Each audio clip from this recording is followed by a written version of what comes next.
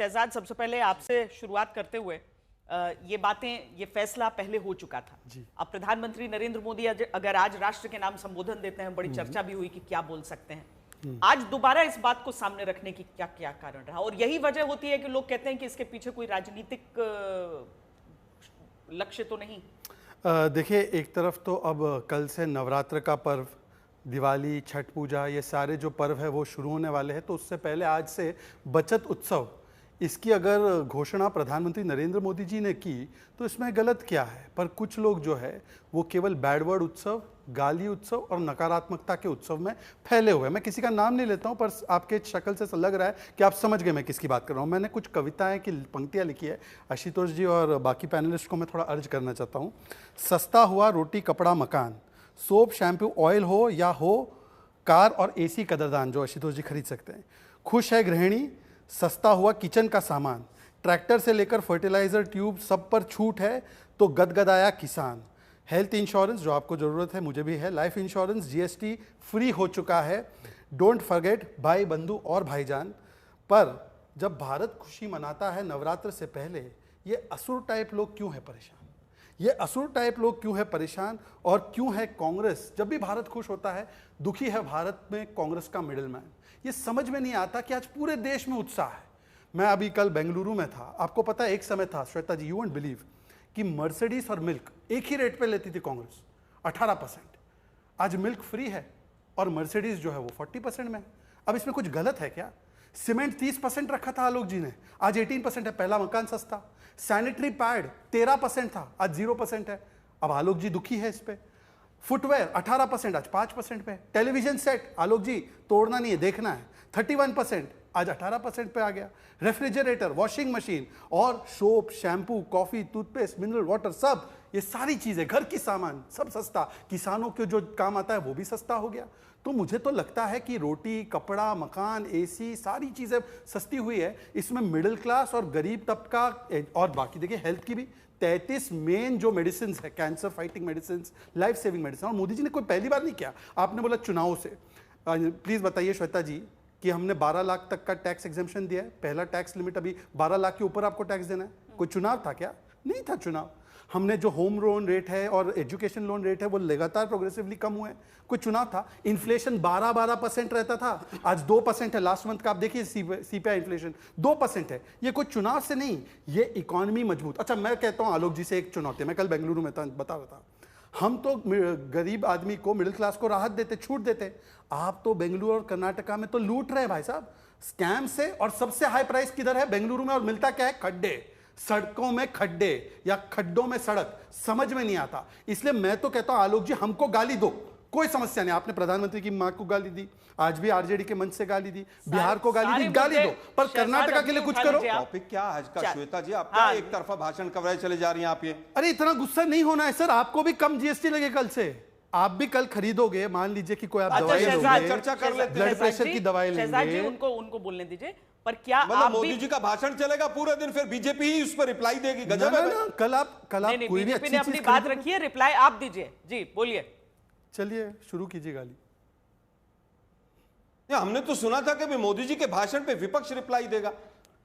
सत्ता पक्ष का ही भाषण शुरू करवा दिया आपने। खैर चलिए वापस आते हैं, आपकी मजबूरी होगी, वापस आते हैं। देखिए, आज ये क्लियर हो गया कि सस्ता हो सकता था सब कुछ, लेकिन मोदी जी ने 11 साल से गब्बर सिंह टैक्स जो लगा रखा था, उस गब्बर सिंह टैक्स के माध्यम से लगभग 100 लाख करोड़ रुपया लूटा। और जो नागरिक लूटो भाव चल रहा था, आज वो नागरिक देवो भाव हो गया। क्योंकि बिहार का चुनाव सामने है और ट्रंप ने मुंह पे हमारे नौजवानों की नौकरी के थप्पड़ मारा है। जिस तरह से H1B वीजा के ऊपर के 60 से 70% जो हमारे लोग हैं वहां पर वीजा वाले, जो H1B वीजा पर काम कर रहे हैं, लगभग 3.5 लाख वहां पर हमारे लोग जो काम कर रहे हैं, नौजवान साथी, आज उनकी नौकरी भी लटक गई और $1000 से $1,00,000 पर चला गया। कि जिस तरह से जो आज हालत हुई है, उससे ध्यान भटकाने के लिए आज मोदी जी प्रकट हुए, क्योंकि नॉन बायोलॉजिकल प्रधानमंत्री साहब आज प्रकट हुए। अरे भाई, इतना ही अच्छा कर दिया था तो एक तरफा भाषण देने की क्या जरूरत थी? एक प्रेस कॉन्फ्रेंस कर देते।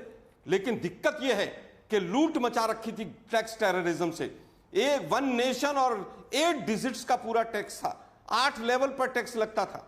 अभी भी राज्यों का कैसे हित होगा, 40% का सेस कौन लेगा, कोई क्लैरिटी नहीं।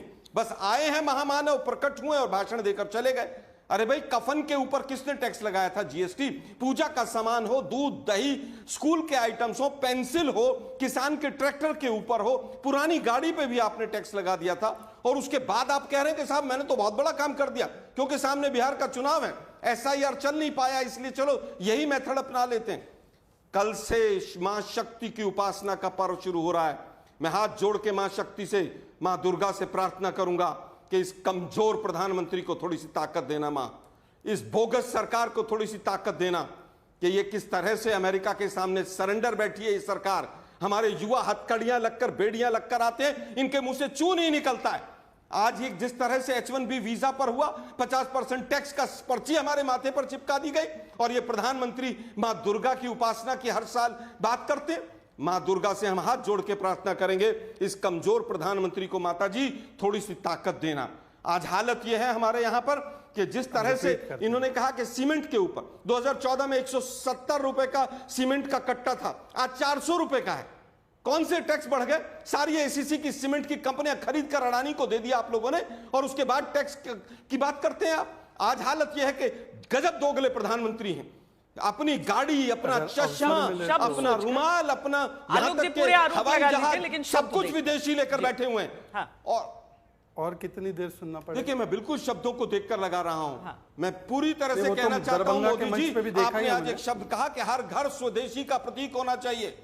मुझे लगता है कि हर घर अगर स्वदेशी का प्रतीक हो तो मोदी जी शुरुआत आप कीजिए, विदेशी गाड़ियों से बाहर उतरिए, विदेशी हवाई जहाज में चलना बंद कीजिए, और वो विदेशी मशरूम अगर अभी भी आप मंगा रहे हो, मुझे डाउट है कि आप मंगा रहे होंगे, तो विदेशी मशरूम विदेशों से मंगाना बंद कर दीजिए। वापस आता हूं, बहुत सारी कह रहे हैं कि साहब मैं पूरी तरह से आज स्वदेशी की बात कर रहे हैं।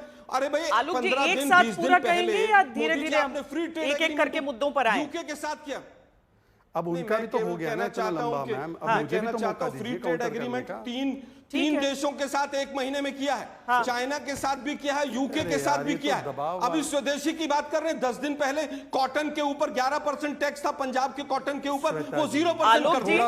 आलोक जी, यहाँ पर नहीं, देखिए, जो 2-3 मुद्दे आपने बोले हैं और वाजिब मुद्दे हैं, उसके साथ मैं यहाँ पर शुरुआत करती हूँ, और एक एक करके हम सारे पैनल को भी जरा इंक्लूड कर लें इसमें। पहले शहजाद, आप इस हिस्से का जवाब आपने नोट डाउन किया है, आप उसका जवाब दीजिए, मैं आपके पास वापस आऊंगी। देखिए, सबसे पहले तो आलोक जी मेरे बड़े भाई है, भ्राताश्री मानता हूं। स्वदेशी की तो चिंता बात कर ही ना, जो अपने नेता स्वदेशी नहीं रख सकते। एलन ऑक्टेवियन ह्यूम से लेकर अब देख लो लास्ट तक।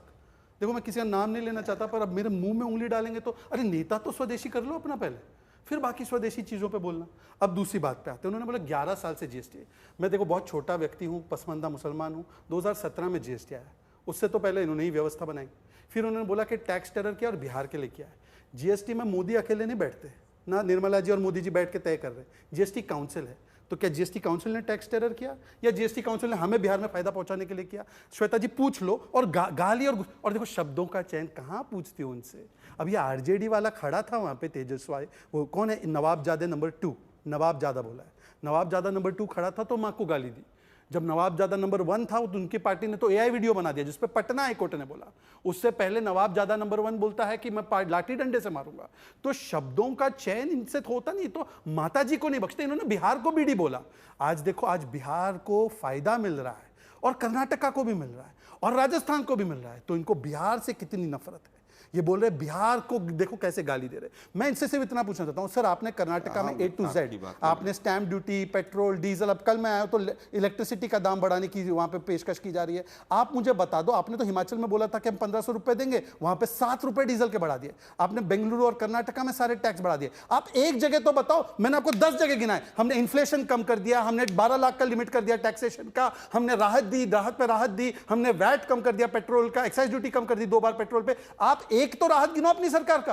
अपनी सरकार का कुछ नहीं गिनाना है, केवल एंकर को बोलना है, केवल पैनलिस्ट को बोलना है, मोदी जी की मां को बोलना है। शहजाद, मैं तो पूछता हूं इतना रहमत से क्यों है?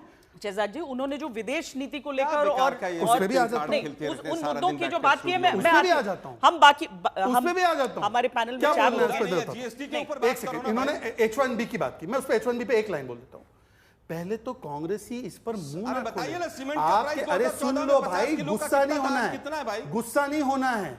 गुस्सा बताइए बिल्कुल ना नहीं भाई, होना आप है। सुन मुद्दे पर लीजिए, बात करो सारा ना। जो गुस्सा काम डाउन करने वाली कभी दवाई आर्मी भी के सस्ती हुई, पीछे आप छुप खाओ जाओ, थोड़ी। कभी मोदी जी सुन की लो। माता जी के पीछे छुप अरे जाओ। भाई, बीच मोदी में जी की माता जी बाकी इंटरप्शन सबकी पे जर्सी जीएसटी का बढ़ा है। अब सुन लो। गजब है भाई आप लोगों का। मैं मुद्दे पर श्वेता जी बात करो जवाब भाई। दे दूं, श्वेता जी जवाब दे दूं, नहीं, H1B पे जवाब दे दूं, ये नहीं, महत्वपूर्ण मैं है। उस पर हम लौटते हैं, उस पर हम H1B लौट पे पहले ये लोग नहीं, देखिए, बताए देखिए, कि जब ऐसी GST व्यवस्था बनाए कि ब्रेन ड्रेन जब हुआ, GST और का- आज H1B पे जो भी झूठ फैलाया जब इन्होंने। जीएसटी का निर्णय जब पहली बार वित्त मंत्रालय की तरफ से कहा भी गया था, अरे उस भाई, समय 25 टैरिफ लाख की मार पासपोर्ट कैसे सरेंडर झेलेंगे हो गए उसकी पिछले बात हो 11 रही साल थी। के अंदर। आप अब हम ब्रेन की बात करते हम हैं। लौट कर आते हैं मैं उस इसी चीज पे पर। श्वेता जी संगीत एक सेकंड, गलत भ्रामक चीज ना चली जाए। ये 25 जीएसटी का लाख फैसला, पासपोर्ट सरेंडर हुए हैं। ये वाला फैसला जो है मोदी जी के आने एक के साल, बाद। अरे भाई चुप रहो भाई, थोड़ा शांति रखो। आलोक जी, आप मुझसे उम्र में कई ज्यादा बड़े हैं, सुन लीजिए आप। ये जीएसटी का अरे निर्णय भाई 2.0 मुद्दों की का बात करो ना निर्णय, शहजाद जी।